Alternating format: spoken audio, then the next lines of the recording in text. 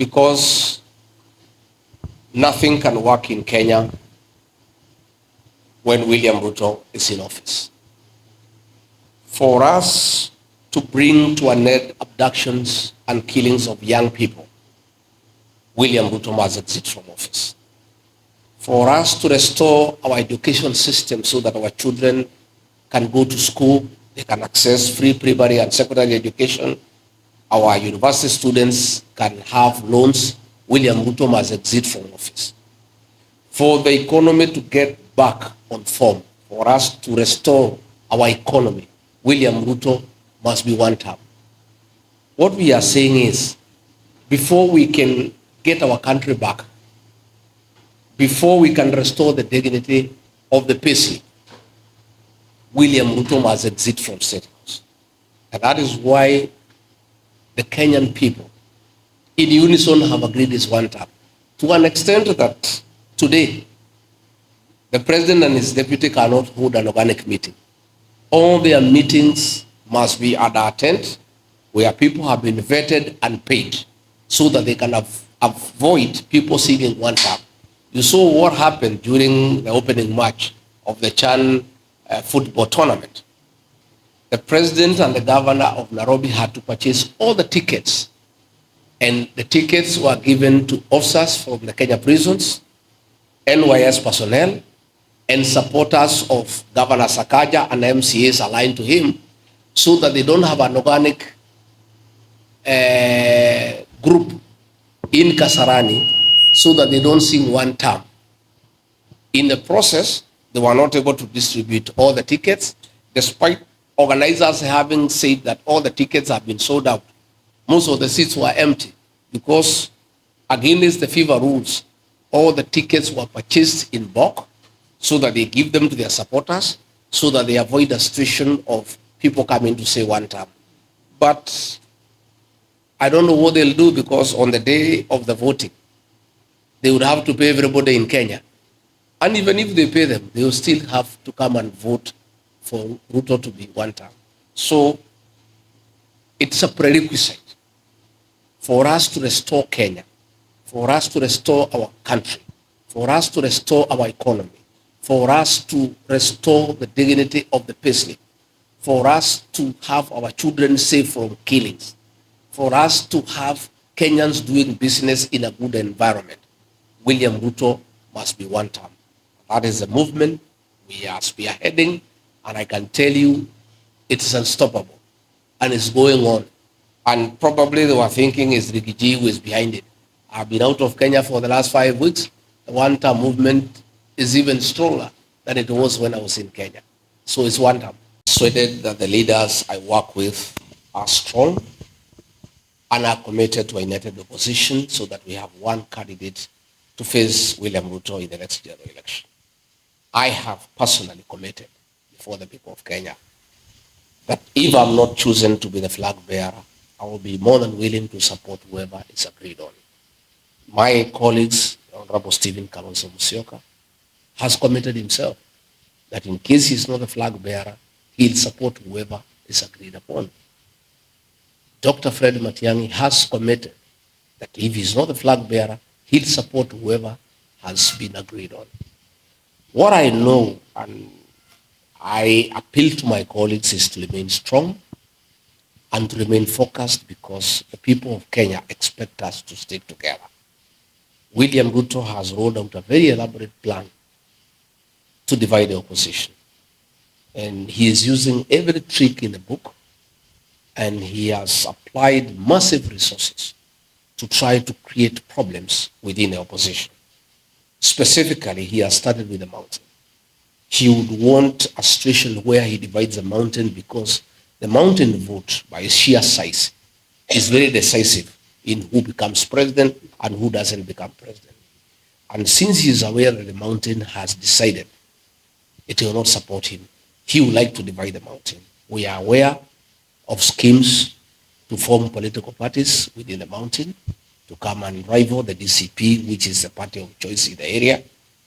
We are aware that he is trying to introduce a third force by, funding leaders who appear like they are opposed to him But you start wondering where they are getting money all of a sudden to start dishing around in the country. These are things that are going on, but luckily for us, the people of Kenya are very intelligent and they see these things from far. People are very enlightened and they can see through William Ruto. And I want to assure leaders who are being used by William Ruto to divide the opposition, to divide the mountain. William Ruto will destroy you the way he has destroyed the leaders who hang around him. People can see through you. People can read your lips. People can listen to the language that you are speaking. If, for example, you hear a leader from the mountain saying that Rigiji is tribal, they don't like tribalism, that is the language of William Ruto. You don't need to have rocket science to know who is sponsoring that person, because that is the language of William Ruto of saying the people of the mountain as tribal. So if you hear a leader from the mountain all of a sudden talking about tribalism, oh, we don't want tribalism, that is the language of William Ruto. You can tell. And then you can see those leaders are having some bit of money and they did not have money before. That tells you clearly what is happening. So I want to tell those leaders, the people are very intelligent. And I want to remind our leaders of the situation in the year 2002. The people of Kenya had decided that they did not want anything to do with Daniel Arap Moi and his project. And people had made that decision as a people, and the leaders were following them. The Honorable Musalia Mudavadi was in the group that had rejected the project of President Daniel Arap Moi. Somewhere along the way, Moi convinced him to abandon the people and join him. He dismissed Professor George Saitoti as vice president and appointed Musalia as vice president. And Musalia was earmarked to be the vice president for Uhuru Kenyatta.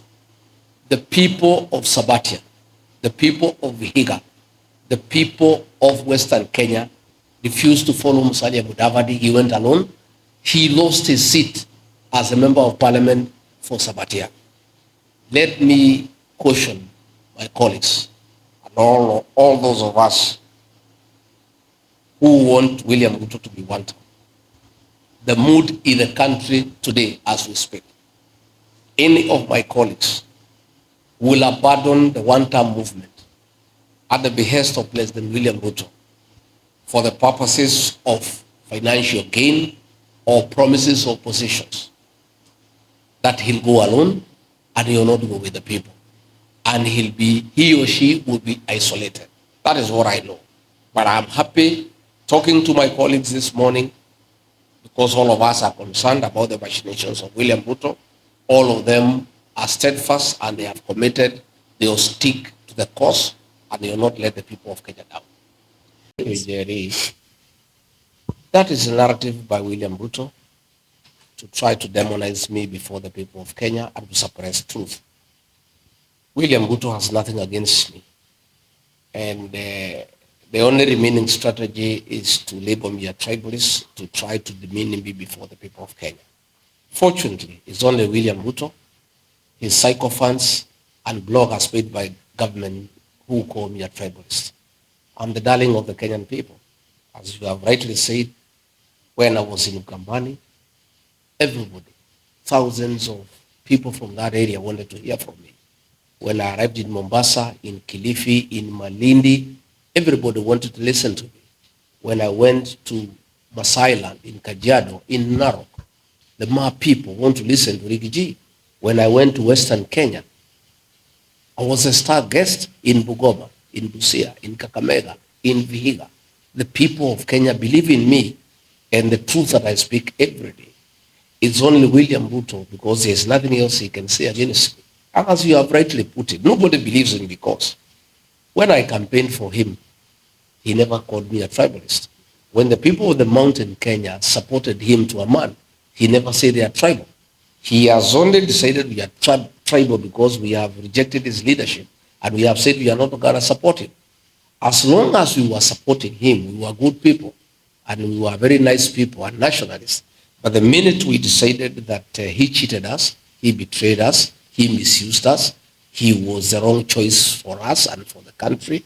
He has decided that we are tribal people. But I am never dissuaded from what I believe in. I never lose focus. I'm never distracted. I ignore those things with the content that they deserve. I am very keen to talk to the people of Kenya. I stand for the people of Kenya. When I fought for the Gen Zs, I fought for all the Gen Zs for the people of Kenya. When I oppose over taxation, I do it for the people of Kenya. And the people of Kenya have understood who Rigiji is. And William Ruto with his narrative will go nowhere. When I go back, I will be having a 3-day incursion of the Gusii region in Kisii and Nyamira. Again, I will be going to Migori in Kuria. Again, I will be going to Bomet. I will be going to Eldoret. I'll go to each and every part of the country because I'm a Kenyan leader. And I'm a leader who is respected by the people of Kenya for what I believe in and for upholding truth, because the people of Kenya want a truthful leader. And that is why William Ruto is scared. He would like to confine me in the mountain so that other Kenyans do not benefit from what I know and from telling them what is happening in government and what happened when I was in government. He doesn't want me to give that truth to the people of Kenya. That is why he tries to bog me down and try to intimidate me by saying I'm tribal. I'm not intimidated. I am strong. I am focused. I'm a man on a mission. I'm moving on. I'll move to each and every part of the country. Programs, that is daylight bribery of voters using stolen public funds. These are funds that were meant for education, free primary education and free secondary education. This money, William Ruto has diverted management for education through the National Intelligence Service, ostensibly to deal with regional security. This money is withdrawn in cash every Friday and given to Kindiki to go around the country bribing voters and cheating them. That is empowerment. William Ruto promised real empowerment when he became president. If he wants to do real empowerment, he needs to bring a bill in parliament where these programs are well explained and included in the budget so that there is an organized way of doing empowerment. Today, how do you explain where is the deputy president getting this money from? His salary is known. He has been in office for 10 months. He has not earned more than 10 million shillings. In the last several months, he has spent over 300 million shillings. This money is not in the budget. Where is this money coming from? These are proceeds of corruption. And these are funds that are being used to corrupt the morals of our people and try to bribe voters ahead of the 2027 general election. So it's all deceit. It's all a conman game, and it has nothing to do with empowerment. It is simply bribery and a scheme to deceive the Kenyan voter, to try to persuade them to have William Ruto elected as president. In campaigning for William Ruto to be president of Kenya, because he persuaded me and persuaded the rest of Kenyans that under his leadership, the criminal justice system will never be used to manage politics, and it will never be weaponized against opponents. Again, this is one of the greatest deceptions that ever took place in Kenya since independence. William Ruto deceived all of us, and we believed him, that he will never use the criminal justice system to deal with those opposed to him. That is exactly what is happening today. The Kenya Revenue Authority has been weaponized. All those who disagree with William Ruto are being harassed by the Kenya Revenue Authority. All those who don't agree with William Ruto are being persecuted by the DCI, by the National Security Intelligence Service. All those who have issues with what is happening in Kenya are being persecuted day and night. This is very sad because I, like other Kenyans, were deceived by William Ruto that he will never use the criminal justice system to persecute people. But he is doing it with abundance, with brutal efficiency, and it is very sad. I want to say that this government cannot be redeemed. Where we have reached, there is nothing that can be done. William Ruto was a great mistake for the people of Kenya. It's a mistake all of us have to live with. But as they say, making a mistake is not very bad.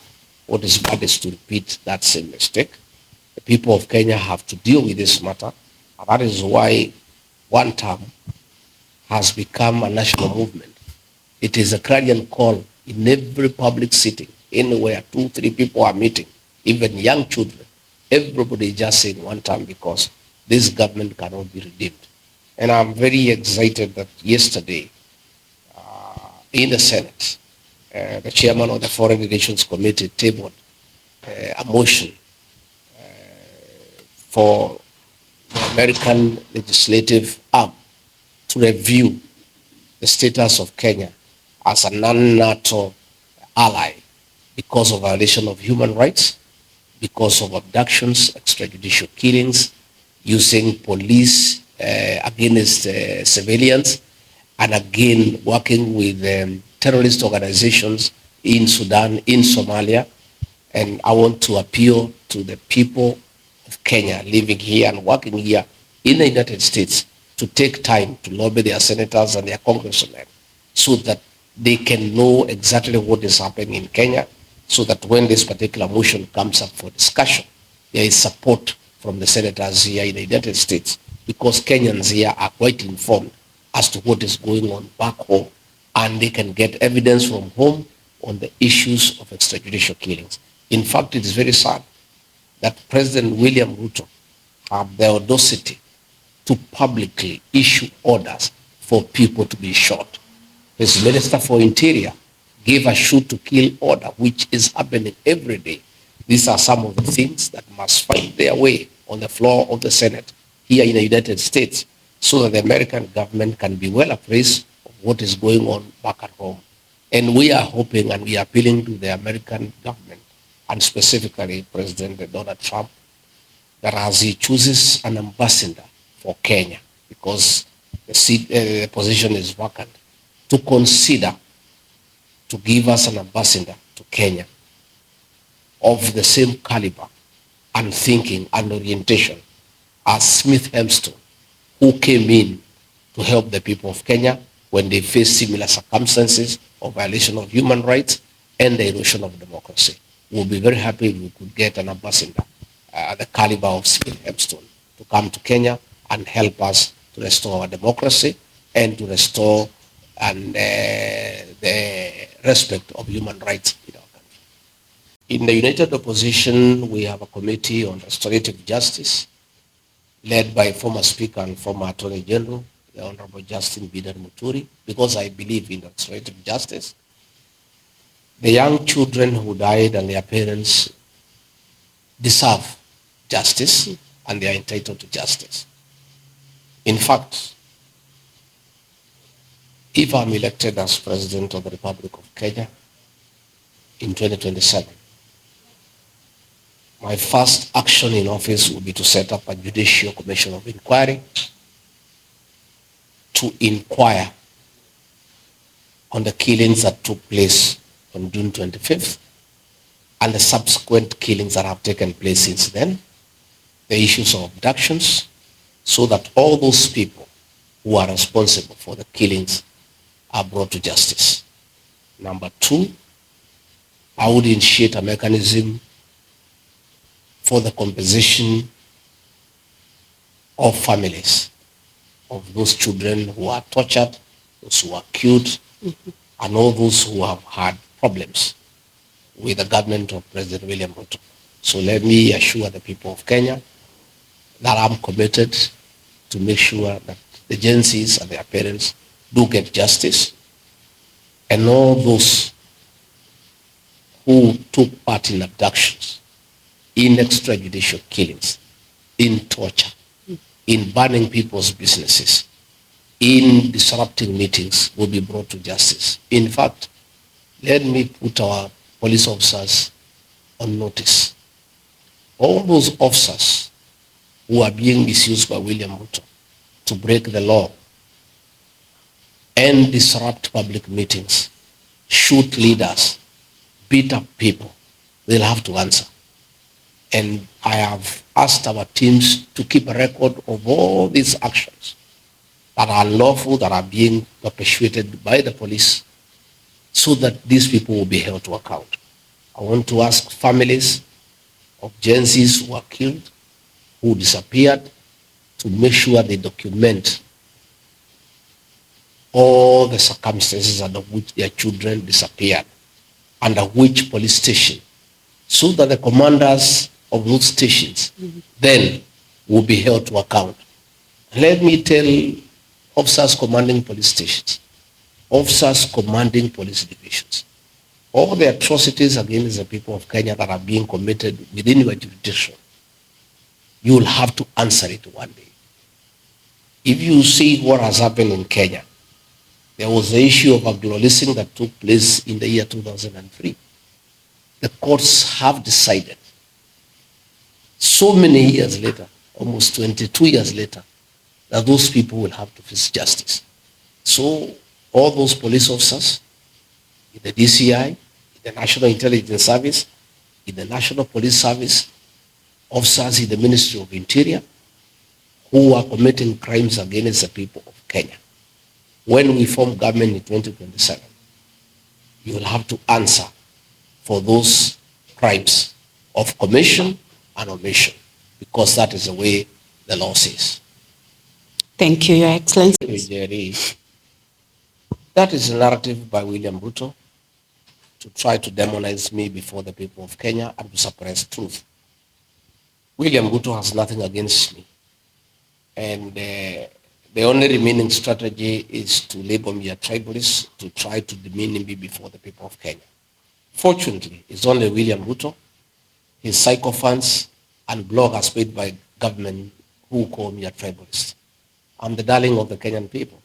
As you have rightly said, when I was in Ukambani, everybody, thousands of people from that area wanted to hear from me. When I arrived in Mombasa, in Kilifi, in Malindi, everybody wanted to listen to me. When I went to Masai Land, in Kajiado, in Narok, the Ma people want to listen to Rigiji. When I went to Western Kenya, I was a star guest in Bungoma, in Busia, in Kakamega, in Vihiga. The people of Kenya believe in me and the truth that I speak every day. It's only William Ruto, because there's nothing else he can say against me. And as you have rightly put it, nobody believes in me, because when I campaigned for him, he never called me a tribalist. When the people of the mountain Kenya supported him to a man, he never said they are tribal. He has only decided we are tribal because we have rejected his leadership and we have said we are not going to support him. As long as we were supporting him, we were good people and we were very nice people and nationalists. But the minute we decided that he cheated us, he betrayed us, he misused us, he was the wrong choice for us and for the country, he has decided that we are tribal people. But I am never dissuaded from what I believe in. I never lose focus. I'm never distracted. I ignore those things with the contempt that they deserve. I am very keen to talk to the people of Kenya. I stand for the people of Kenya. When I fought for the Gen Zs, I fought for all the Gen Zs for the people of Kenya. When I oppose overtaxation, I do it for the people of Kenya. And the people of Kenya have understood who Rigiji is. And William Ruto, with his narrative, will go nowhere. When I go back, I will be having a 3-day incursion of the Gusii region in Kisii and Nyamira. Again, I will be going to Migori in Kuria. Again, I will be going to Bomet. I will be going to Eldoret. I will go to each and every part of the country because I'm a Kenyan leader. And I'm a leader who is respected by the people of Kenya for what I believe in and for upholding truth, because the people of Kenya want a truthful leader. And that is why William Ruto is scared. He would like to confine me in the mountain so that other Kenyans do not benefit from what I know and from telling them what is happening in government and what happened when I was in government. He doesn't want me to give that truth to the people of Kenya. That is why he tries to bog me down and try to intimidate me by saying I'm tribal. I'm not intimidated. I am strong. I am focused. I'm a man on a mission. I'm moving on. I'll move to each and every part of the country.